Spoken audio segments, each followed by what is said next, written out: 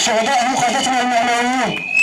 ندين ونستنكر هذا القصف التركي على مناطق شرق الفرات، تأتي للتغطية على فضيحة تفجير اسطنبول وتحويل الأنظار عنها، والطاغية المسعور أردوغان بات في وضع لا يحسد عليه، حيث أوشك على فقدان كل أوراقه التي استخدمها في المقايضة والابتزاز، ومهما قدم. ضرب الجهود الدولية في محاربة الإرهاب، ولا سيما إن النظام التركي بات على مفترق الطرق قبيل الانتخابات المجمع إجراؤها في شهر تموز المقبل، وإن لجوءه إلى استخدام هذه الأدوات والوسائل القذرة دليل قاطع على